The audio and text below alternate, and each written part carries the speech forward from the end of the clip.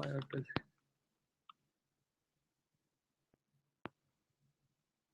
It's working now. It had a lag, that's all. So you're able to see me and can hear. Yeah, yours is working. Yeah. So why is he So all not? we need is Dan, and we'll be ready to go. Why is Dan not removing that? See, I show up here too. Okay, I see you now. Finally. Tell him. You need to use the link in the invite And accept to show up for me to broadcast you. If it is the first time, it is asking him to do some trust the Google API, Google Hangout API. Ask him to press the trust. Oh. So when they click it for the first time. The Google Hangout plugin. Yeah. It'll say yes, no, like that. Trust. We tried it here with someone else, and it works. My laptop and theirs are both in now. Okay, we'll try that. Maybe we should do this like an hour ago. Dan at Cloudera.com.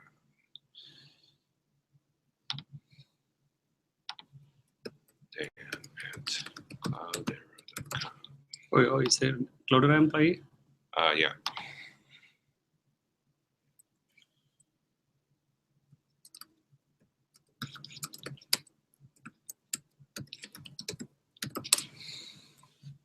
I did spell it right?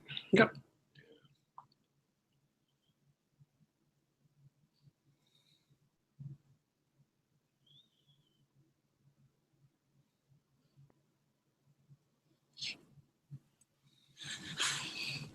He is the presenter, right? Yes. Okay. Yep.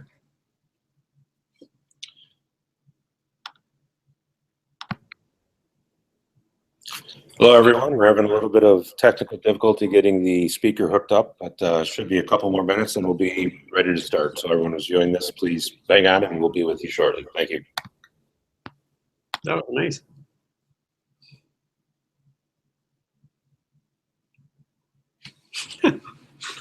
we should start. Hopefully it's not that jerky looking in the. I know.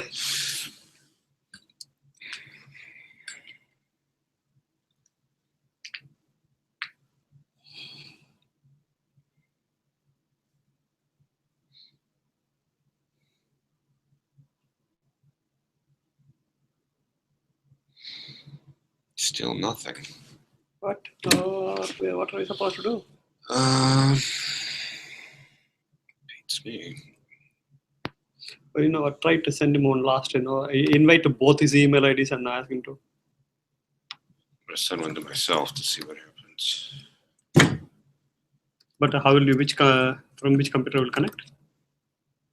I'll just send them the link. Yeah, okay. In Slack. So, let's see. So what I'm afraid is at any given time you can send only 10 maximum. Yeah. Invite. But we only need. Okay. Is there a link for it? Okay, that's not it. Stupid Hangouts isn't, but it sent you the invite right away. Yeah. So what is going on? I think if you are the organizer, it is that smart. Is it that smart that it won't ignore you? That's not very good. You know what? Do you want to send it to my another email? Then I can try to forward it to him. You want to send me? Sure. Yeah, let's try that. This is the right link. Okay. Invite some more. Okay. THIRU. Okay. MUR. MUR. THI. THI. At Gmail. At Gmail. That? Yes. Right there. Yeah. So what?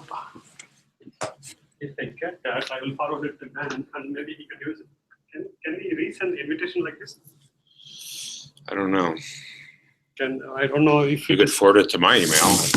Why it's not letting me get my email? So this is. Did it send it? I'm checking for it right now.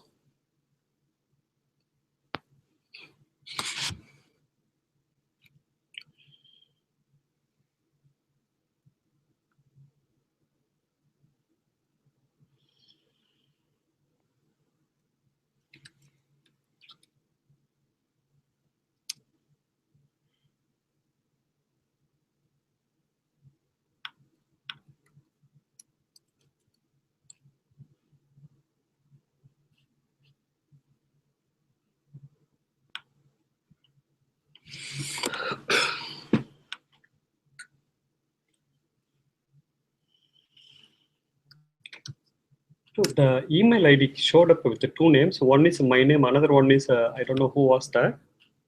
Can you go to Hangout again? Yeah, add it again.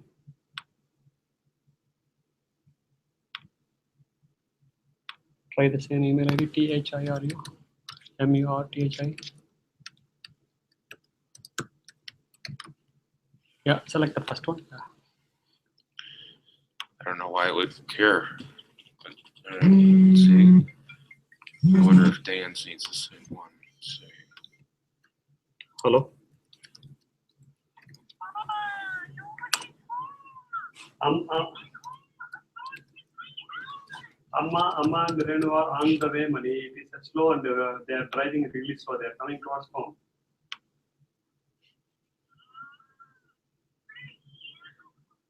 I am at the office for a meeting, Kanna.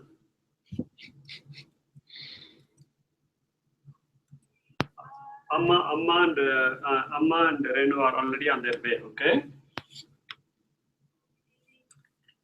Read a book or do something, and they will be home in 5-10 minutes. Okay. Bye.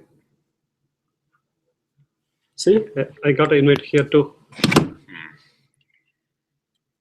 So can I join? Can I forward this to Dan at cloudera.com? I can do that. Yeah, Dan at Cloudera.com. Let's do it to both Dan. I have no idea what this thing is sending to me. Actually, I'll try the same way I did with yours. So it's already gone. It's already gone. Oh, it has gone to him. So ask him to test it from. Let me double check.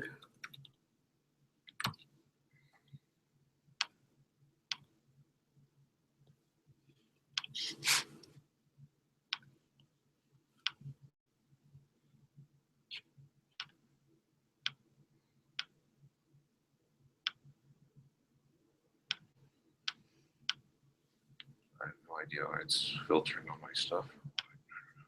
All right, so you sent it to him? Yeah, I received it, and I just. Let's see. A colleague is forwarded his invite to Dan at Cloudera.com. Should have the correct link in it.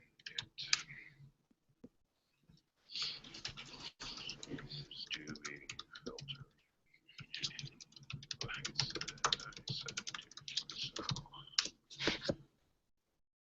He says he joined. Yeah, finally shows up.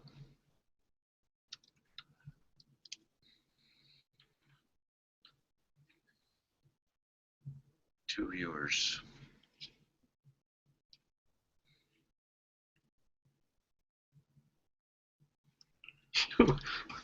We all should be crazy for trying to do this.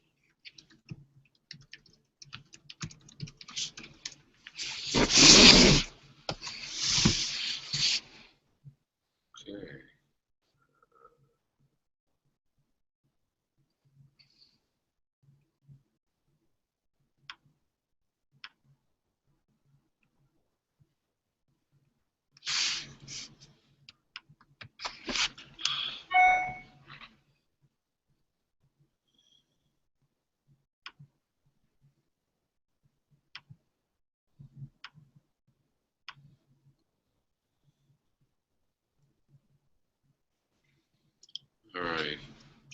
I'm going to turn it on. You have your mic off. Oh, You just move the pointer. Yeah, you can mute.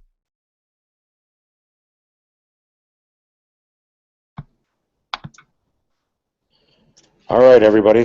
Sorry for the difficulties. We finally got things running here, and I will start in a minute.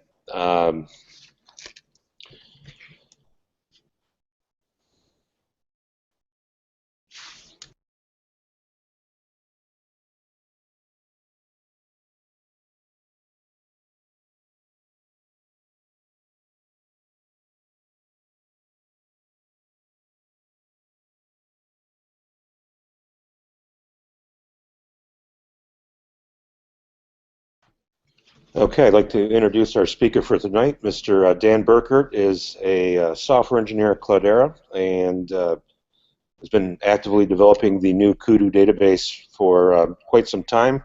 As you may have known, it's been donated to the Apache Foundation, so now it's Apache Kudu incubating. And I'm going to switch the video feed over to Dan right now, and we'll get started. Thank you.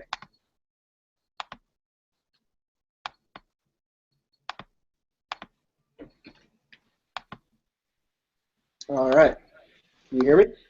And we'll get started. Thank you. Okay, can you hear me? Let me see. I assume you can hear me. Paul, ping me on Slack if you can't. Hi, everybody. As Paul said, I am Dan Burkert. I am a software engineer here at Cloudera. Let me do a little screen share so we can show some slides. I understand the weather's a little bit poor in Detroit right now with cold and snow. I myself am feeling a little bit under the weather, so you'll have to bear with me if I have to drink water frequently. So yeah, I am professionally I'm a software engineer at Cloudera. I work on the Kudu project, which is a new database, kind of a storage engine for the Hadoop ecosystem, and I'll get in a little bit more to what that means and what I work on. I've been separate of that. I've been involved in the Rust community for, I think, coming about 2 years. I first got started when the language was full of kind of sigils and tildes and @ signs. I think around the 0.8 release. So in the history of Rust, relatively modern, but it's still been a little bit. If you're new to Rust,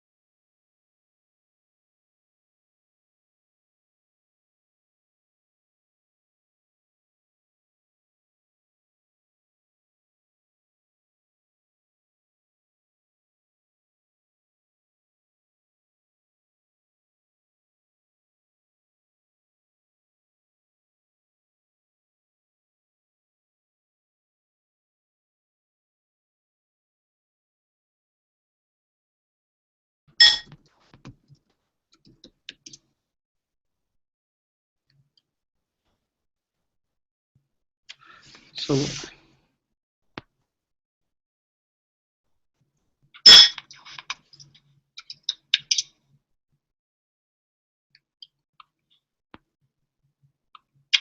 So it's you. Stuck. And,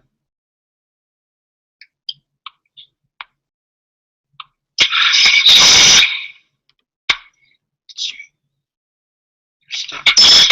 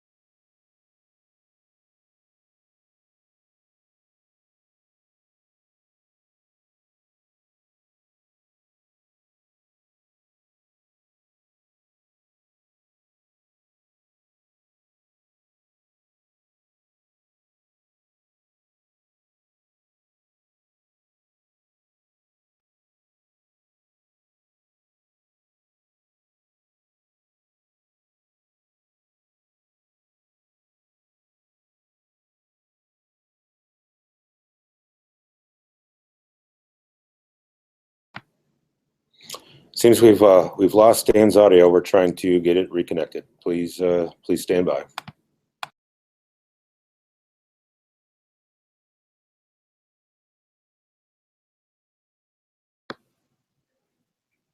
Okay. Are we back?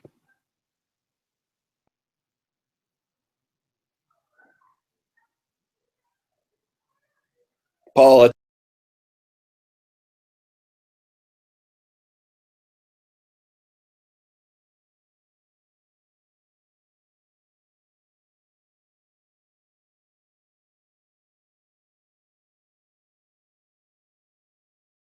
Yep, we can hear you again, Dan. You can Okay, sorry continue. about Got I'm a, not sure why it decided to. was, Really, screen just- thing flipping here. There you go.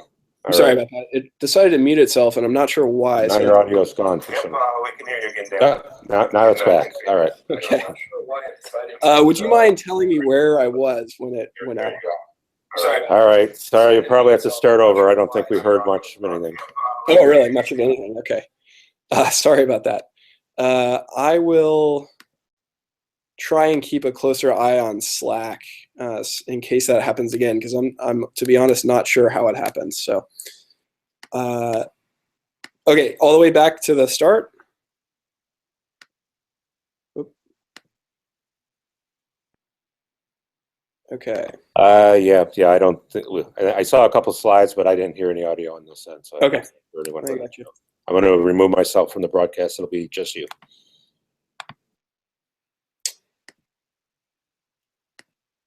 All right, going to share my screen here so we can see the slides. All right, welcome everybody to round two. As Paul introduced me earlier, I'm Dan Burkert. I'm a software engineer at Cloudera. If you're not familiar with Cloudera, we just see your Google Hangouts browser tab here. okay, I must have shared it in the wrong way. Now we see your video. Okay, is that better? Yep, that's it. All right. All right. Carry on. Okay, so a little bit about myself. I'm a software engineer at Cloudera. I work on a project called Kudu, which is a new storage engine kind of database in the Hadoop ecosystem, and I'm going to talk a little bit about that, and I'll also be talking about Rust and how I see Rust fitting into the kind of big data and data analysis and data analytics tools ecosystem. I've been working on Kudu for just about a year. The project itself is about 3 years old. I've been using Rust in my spare time, at home, for about 2 years. So if you've been following Rust that long, you might remember stuff like garbage collection and sigils and all that stuff, kind of from way back when. The fun times when things would break every day. You had to constantly rewrite programs. On GitHub, you can find me on GitHub at github.com/Dan Burkert. I'm also a DCB on the Mozilla IRC channels. I really recommend that if you're trying to pick up Rust, if you're new to the Rust community, definitely go on the IRC channels. You can frequently find the core Rust committers on there, and the community is really great and very helpful with answering any of your questions.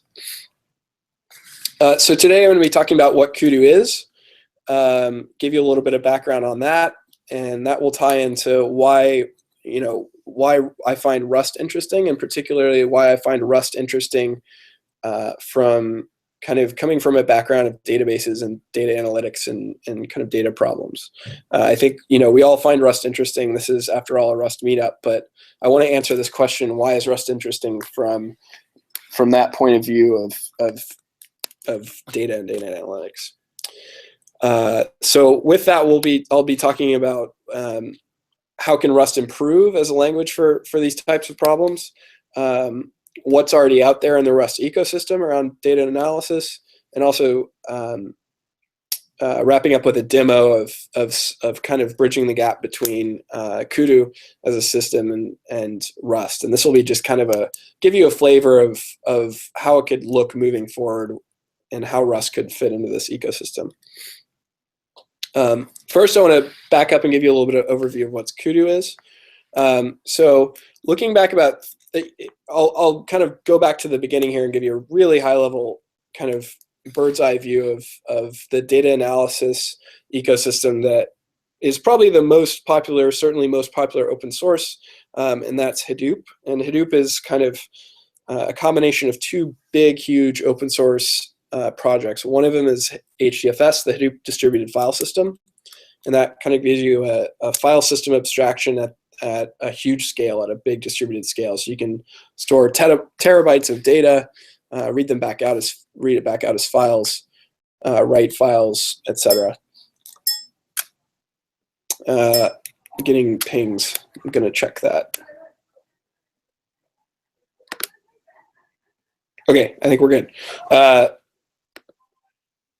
And the other project that's involved with Hadoop is MapReduce, which is kind of a distributed compute framework that sits on top of HDFS. And using MapReduce, you can pick up your files, do computations, do transformations, write your files back out to the file system, etc. Now, along with MapReduce, a kind of ecosystem of different open source projects has sprung up around Hadoop. So you may be familiar with things like Spark or Drill or Hive or Impala, which are all these kind of compute frameworks that sit over HDFS and can interoperate with HDFS. So you might use Spark, or you might use Impala for SQL to do different computations over the same data files in HDFS. And depending on what kind of transformation or what kind of computation you want to do, you might pick a different one of those compute frameworks.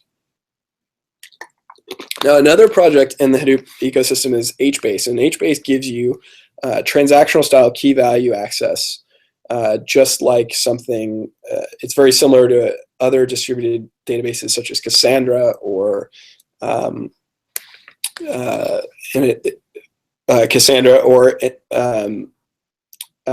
Basho database, basically a big distributed key value store. Now, looking back about 3 years ago, Cloudera saw kind of a gap in this ecosystem, and this is what Kudu was designed to fill. So Kudu was designed such that you could do big analytic queries, things that HDFS was historically good at on the read side, but also give you the right characteristics of something more akin to HBase, so real online writes that you can do very fast. Low latency, millisecond read writes on SSD, database like semantics. So the data model in Kudu looks very similar to something like MySQL or Postgres, where you have a set number of columns, typed columns, and you can add or drop columns as you go. And one of the things that we saw 3 years ago is that the hardware landscape is changing, where previously spinning disk was really the only game in town if you wanted to store data. Nowadays we have very, very fast flash that's an order of magnitude faster in operations per second, and is getting close to reaching price parity with spinning disk. It's not there yet. It's maybe a 2x difference today, but just 3 years ago it was more like 10x. So the gap is closing really fast. Looking forward, this trend is only going to continue. Things like non-volatile RAM are coming. So the kind of brand name for this, the most promising one out there, is something Intel has announced called 3D Crosspoint. And this is basically a product that looks a lot like RAM in that it comes as DIMMs, and also you can get it as kind of an SSD form factor, but it gives you the performance, like 95% of the performance of RAM, but it's persistent. And so it's more like a traditional hard drive in that sense. So I/O is getting faster. IOPS are getting faster. Just bandwidth is getting faster off disk. Additionally, RAM is getting cheaper and more abundant. So 3 years ago, you might have 32 or 64 gigabytes. Nowadays, you might have 128 or 256 gigabytes of RAM in kind of a commodity server. And that's only going to continue. And what this means is that systems of yesterday that were designed for the spinning disk bottleneck are going to need to be redesigned to take advantage of these new I/O paradigms. And so increasingly, CPU is becoming the bottleneck. So with that in mind, Kudu, 3 years ago, we decided that we were going to use C++ to write the system in. And I'll get into a little bit more about the decisions behind that. But it is important to note that at that time, 3 years ago, Rust really wasn't the language that it is today, and so it wasn't quite the option. I think if we were to start Kudu fresh, or start a system like Kudu fresh, either a database or kind of a compute framework or whatever, I think Rust would be a good option. And that's because in a lot of ways it's like C++, just a little bit better, or a lot better, depending on what you need it for. Kudu internally is organized into tables, and just like a relational database would be, tables are split into tablets, and then tablets are distributed among the cluster. It's got a primary key, just like MySQL or Postgres. Additionally, it's got very flexible data distribution, so you can use either hashing or range partitioning to decide exactly how rows are split up among tablets. Each tablet has replicas, either 3 or 5. We use the Raft consensus algorithm in order to keep everything strongly replicated, so that if any 1 or 2 in the case of 5 replicas goes down, the system can still be up for reads and writes. Additionally, the tablet servers do use their local hard drives. This is something that is normal for a database like Postgres or Cassandra.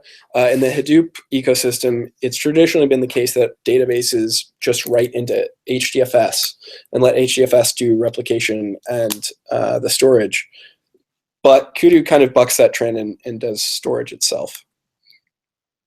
So Kudu fits alongside HDFS. When you're using Kudu, you do not use HDFS. However, all of the higher level compute frameworks like MapReduce, Spark, Impala will work over Kudu as well as HDFS. Now, in my opinion, Kudu has kind of 2 really interesting architectural ideas behind it, both of which are not novel to Kudu, but I think the kind of combination of them is pretty novel in the database space. The first one being the consistency model that we give. It's very close to a database out of Google that they wrote a paper on that basically gives you transactions in a kind of global context. And so we do some pretty novel things there. And the other novel thing about Kudu is that we have a columnar backend. And what that means is that when you have a series of columns in your table, every column is stored separately on disk. And so let's say you have a Twitter Firehose table with tweet ID, username, created at, and text. All of the tweet IDs will be arranged sequentially on disk, and then all the usernames, and then all created at, and then the text. Historically, databases were stored data in a row-wise layout, where the tweet ID, username, created at, and text for a single row was stored sequentially on disk, then the next row, then the next row. So this is kind of flipping it on its side, right? We're storing all the data for a single column all sequentially. And there's a couple of reasons we do this. And a lot of it goes back to the increase in IOPS that are available to us now on SSD, and looking into the future where we're going to have more IOPS. So if you need to do a single row get, it does require 4 random accesses to do it if you lay your data out this way in separate files. Whereas if you have it in row-wise, it's only a single random access. But increasingly so, that doesn't matter. The storage subsystem is fast enough that it doesn't matter. Where the advantage lies is when you're doing big analytical scans. And if you have a scan that says, select all usernames, select all unique usernames from the Twitter Firehose table, if all those usernames are stored sequentially, you never have to look at tweet ID data or created at data or text data when you're going through. So you can actually limit the amount of disk I/O that you're doing quite substantially. And so that's a big win. It also lets you use really clever and efficient encoding. So let's say your tweet IDs are kind of incrementing int64 IDs. You can use things like delta encoding in order to just store the offsets between the IDs. And those offsets are typically something like, 1, because it's an incrementing ID. And so those will compress down to just bits per ID as opposed to 8 bytes that you'd have normally. So those 2 things, kind of selective materialization, where you only have to materialize data from one or the columns you really need, as well as the really fancy encoding that you can do with columnar data, makes this really, really great for analytics databases. So that's Kudu. If you want to know more about that, you can go to getkudu.io. There's a white paper that goes into really good detail. It's a white paper, but it's not really like a salesy thing. It was written by some of our engineers, and it goes into exactly what, the consistency things I was talking about, and just the novel distributed systems aspects, as well as what it means for this columnar storage.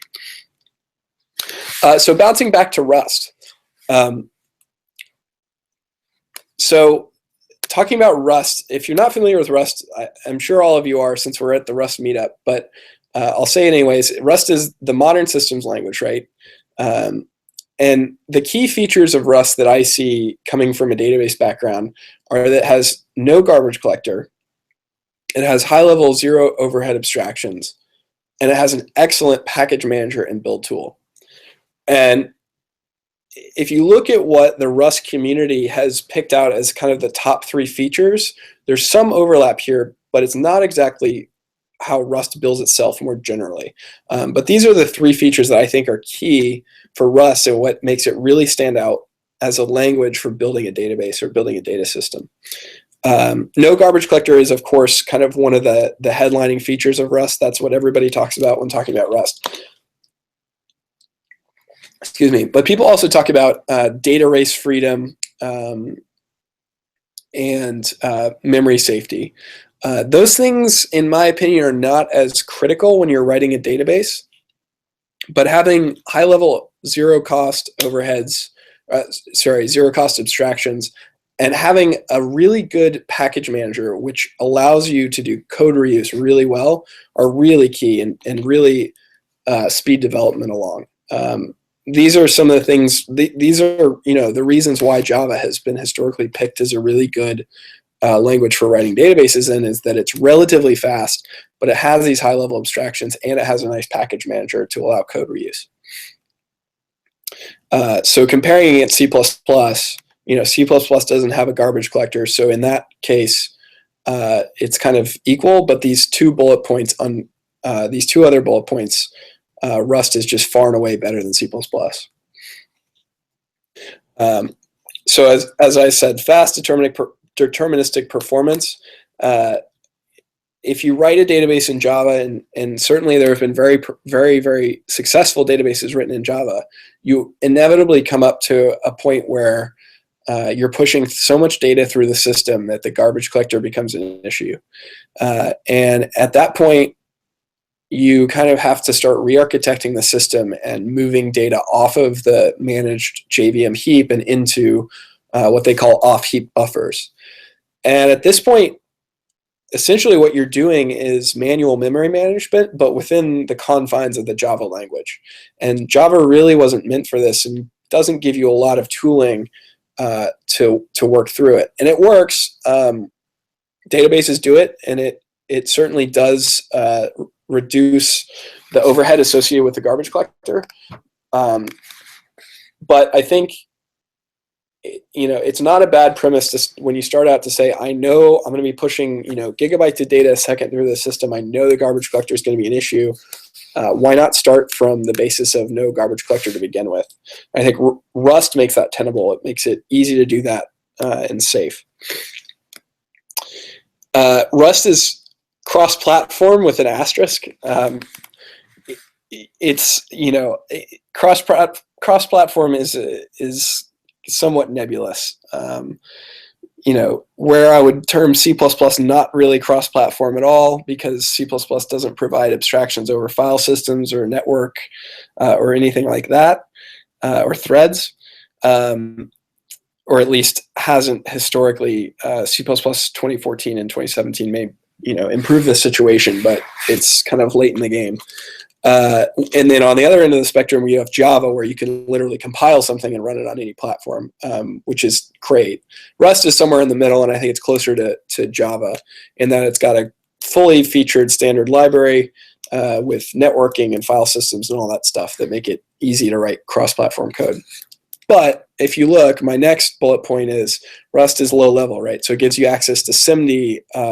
SIMD is parallel instructions, kind of vectorized instructions that are really good when you're doing things like the fancy encoding for columnar databases. So you can pick up, 8 longs at a time and do 8 times the instructions, or 8 times the work per instruction. It also, because it's low level, can give you access to next generation hardware. So when things like 3D Crosspoint come out,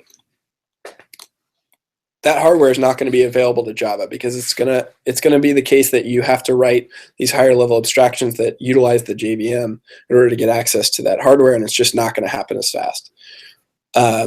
These two things, this last bullet point is kind of in direct contention with the cross-platform bullet point, because the more low-level features, the more kind of SIMD type things, the more direct hardware access you do, the less cross-platform you are. That being said, I think Rust strikes a pretty good balance between the two. So Rust for data systems. This is what I see as kind of a chicken and egg dilemma. Rust is for all these reasons, Rust is potentially a really great language for building these systems in, but it's hard to get started if no one else is writing data systems in Rust. Java is really, is a familiar language. It's what everyone has used for the past 10 or 15 years to build these systems, and so it's easy to pick up Java and have a fully featured ecosystem of tools available to help you write whatever, solve whatever problem you're trying to solve. So there's two kind of different ways to go about solving this chicken and egg dilemma. We can rewrite the world, rewrite everything in Rust, re-implement every algorithm, re-implement every tool in Rust. And the other way we can go is to create Rust bindings for existing tools. And I think to be successful, Rust is going to kind of have to take a middle road and rewrite what's feasible in Rust and create bindings for what's infeasible. So for instance, I think a lot of lower level algorithms, have smaller scope, much more defined scope. Those can probably be implemented in pure Rust. But something like Kudu, isn't going to be rewritten in Rust just because it's slightly better than C++. There's years of engineer time invested in these systems, and to rewrite them on a whim because of incrementally better tools is kind of foolish. And I think Rust is really that much better that it's worth doing in a lot of cases, but certainly not every case. So on the kind of new systems side of the spectrum, there's some cool projects that have come out of the Rust ecosystem. In particular, this timely data flow project that Frank McSherry has been working on. And Frank McSherry was a researcher with the now defunct Microsoft research arm in California, and wrote and published papers on this data flow idea, and now has an implementation in Rust that's really interesting. Raft is a project started by Hoverbear, who I've been helping contribute to this as well. It's basically a Raft implementation of Rust, which helps you to create strongly consistent distributed systems. So if you need a distributed system in order to take advantage of high uptime, Raft can help you do it and avoid a lot of the pitfalls of distributed systems as far as missed messages, all that sort of thing. Raft is actually used internally in Kudu to do replication between tablets, which is kind of interesting. Hoverbear started the project about 2 years ago, and I've been contributing to it off and on almost pretty much since then, which actually predates my involvement with Kudu. So, I mentioned, rewrite the world, but there's also binding to existing tools, taking advantage of the infrastructure and the investments that have already been made. Rust can bind to anything with a C API with very little overhead. So some example libraries that do this are Rust Postgres. So there's really nice Postgres bindings. If you need to use Postgres from Rust, there's already a nice solution for you. Kudu RS is a library to bind to a Kudu client that myself and started, it's very, very young. It started about 2 or 3 weeks ago. And so this is kind of an attempt to make Kudu available from the Rust ecosystem, so that if you want to do data analysis and write data into Kudu, scan from Kudu, hopefully maybe even hook up timely data flow to Kudu, for instance, we can do that. C libraries in Rust, I'm going to go through what it looks like to actually create a binding in Rust so that you can kind of get a little bit of a sense of what it means, because if you've never seen this before, it is a little bit of a barrier to entry. I think the more people out there that are creating bindings to the tools they need, the more prevalent and the stronger the Rust ecosystem are going to be. So typically C bindings are split up into two different layers in Kudu. The sys layer, which provides just kind of the raw extern function definitions. If you're familiar with C, these look essentially like extern definitions that you'd see in a C header file. And then you have the API layer, which provides a safe, idiomatic wrapper API over the extern definitions. In Rust, calling any C API through an extern definition is inherently an unsafe action. You have to wrap it in an unsafe block. So this API layer exists in order to wrap up that unsafe into as small as kernel as possible and make it safe for the common case user. This is what the sys layer looks like. I mentioned it looks a lot like a C header, and so this is an example. It has kind of a signature for each function that you want to bind, and instead of being in C syntax, it's in Rust syntax, but you can see it's pretty similar. So this is pulled straight from the Kudu RS project, and here we're binding to some kind of a builder object that's building up a client connection. So you can see we've got Kudu client builder create, destroy, add master server address, clear master server addresses, and so on and so on. And then finally the build, which gives you back a client. As I mentioned, calling any of these is unsafe because Rust can't guarantee the safety of a C API. So to get around that, what we do is we wrap that in the higher level. And so we wrap that in a struct called Kudu client builder, and then we have safe Rust kind of idiomatic methods over that in order to make it nice to use. And you can see this is the exact same set of operations, but it's using more idiomatic Rust types like duration instead of kind of a raw int to do a time. And it's using the string types as opposed to raw character arrays.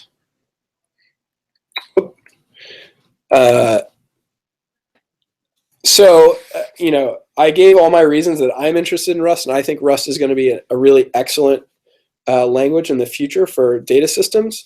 That being said, I think there are some ways that Rust can improve. When you're writing unsafe code in Rust, and this isn't something that you often have to do, but if you're writing these low-level bindings, if you're writing a data structure or something along those lines, you may have to resort to unsafe code. And right now, in unsafe code, there's really no safety nets. So if you make a mistake, if you do a use after free, if you dereference a pointer that you shouldn't have, et cetera, there's nothing there that can tell you that it's gone wrong until you get some sort of output you don't expect. In the best case, you get a seg fault, but often you just kind of get garbled output, or you get something that's extremely mysterious. In C++, there's a set of tools called the sanitizers, and these are associated with Google. Most of them came out of Google originally, but are now associated with the LLVM project. So TSAN, for instance, can tell you if you have data races in your program. This is the same tool that Go has built in internally. There's a tool called Address Sanitizer, ASAN, which can tell you if you use after free or that type of bug, and UBSAN can tell you if you have undefined behavior. Now, these tools, in my opinion, are absolutely critical if you're writing C++ code. If you're writing C++ code, you should be using these tools at least every day as part of your CI kind of infrastructure to make sure you're not checking in code that has these safety issues. But I think in that case, it's not quite as critical for Rust because there's relatively less unsafe code. But I think these things could be useful and could provide that extra layer of safety for unsafe Rust code. The other thing that that's kind of not fully baked in the Rust ecosystem is async abstractions. Rust has a really great library that abstracts away the differences in non-blocking I/O called MIO. And so you can use this on Windows or the BSDs or Linux. But as far as high-level abstractions, it's pretty low level. And so things like futures, coroutines, green threads, all these things don't really exist in kind of a standard way in the ecosystem. There's one-off attempts at them, but the kind of community hasn't gelled around a single solution.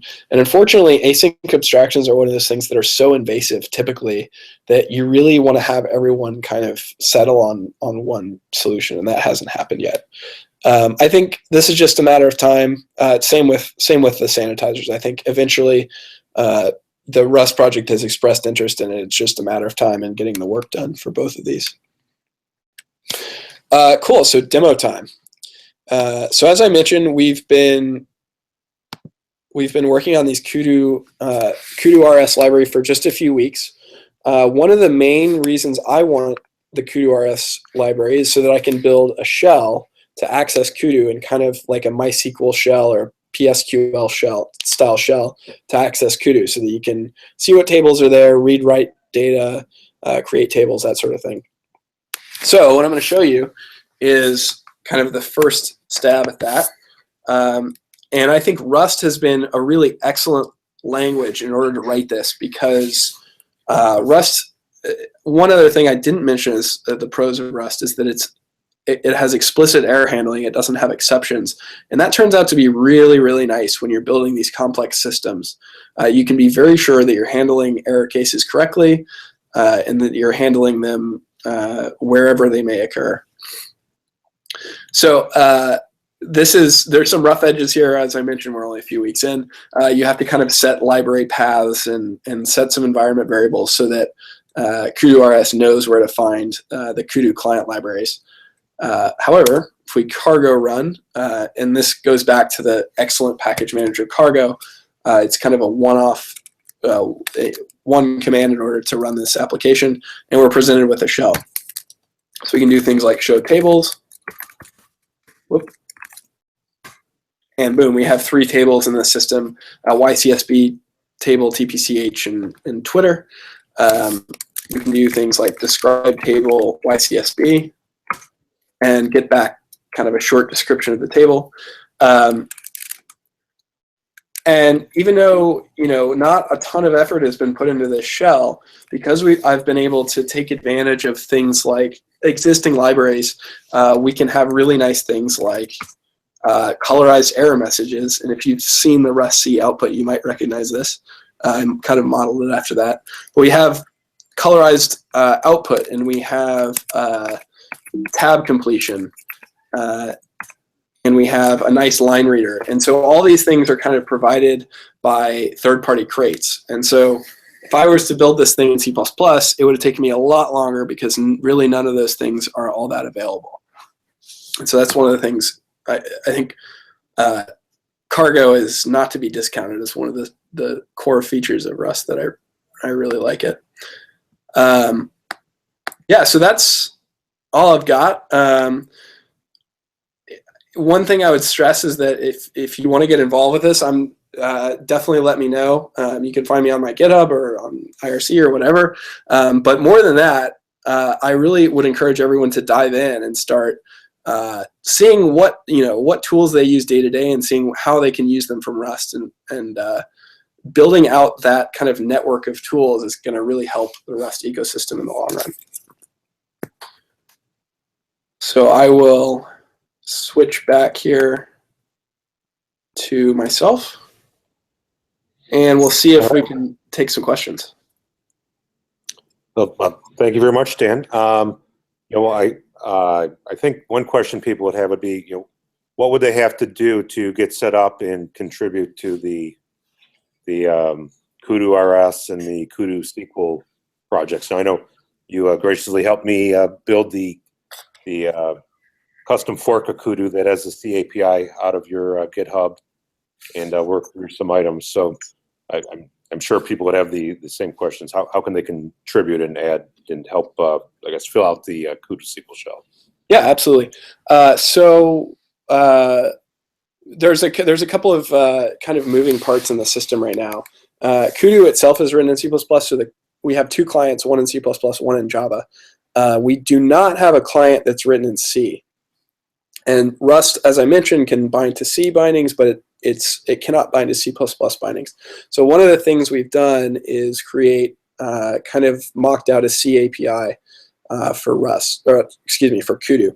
Now using that C API, then you can bind to it and build kind of a Kudu client library, and then using that Kudu client library, the shell uses that Kudu client library behind the scenes. So there's a few different moving parts, all of which need work. So if you're interested in any of those, if you want to, if Kudu sounds cool and you kind of want to hack on C or C++, we definitely need help with that. Or if you're, not looking for that much pain, we also need help on the Rust side of things. And the 3, I'll just, I guess I'll say it because I'm not screen sharing anymore. The 3 repositories are github.com/ well, historically it's been Cloudera / Kudu, but now it's perhaps Apache./ Kudu. But you'll find it, I think, either of those. There's also github.com / Dan Burkert / Kudu-RS, and Kudu SQL is the shell. And they're a little bit hard. So you have to build Kudu in order to get going with this, which is you can find the instructions on getkudu.io. But essentially, it's you build a bunch of projects. It's got some third-party dependencies. You build Kudu itself, and that will give you the client library that then the Rust API binds to. In the future, and this is certainly something we need help with, we need to make it a little bit easier to get started. You could see that I had to set some environment variables, set an LD library path type stuff to get everything to link together correctly. And that certainly can be cleaned up. So you mentioned the Apache Kudu. Is the C API in your fork, is that now available in the official GitHub repo or not yet? No, it's not. Yeah, so the C API is only available in a branch that I have on github.com / Dan Burkert / Kudu. That is something, as we fill it out, we intend to commit to upstream because it's a good feature to have. It's beyond just Rust. It's nice to have C APIs for other languages as well. So as that gets filled out and cleaned up, we will be hopefully committing it to upstream.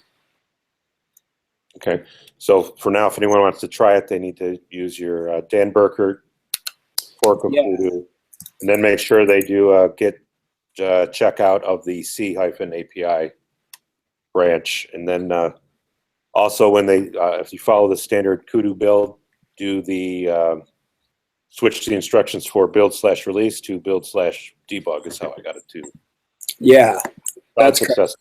Doing that. So I think I'm sharing my screen. Yeah, this is the Kudu-RS GitHub repo. It says some of that here. I should fill it out and say more. I wrote this really late at night one night. I should put a little more detail into that. But it links to that special branch that has the C API of Kudu and tells you a little bit about that. All right, great. Thank you very much, and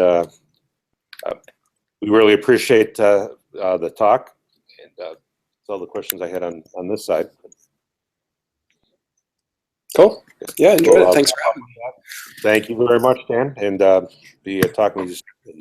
Look forward to having these libraries expanded. Thank you very much. Have a fantastic rest of your evening. You too.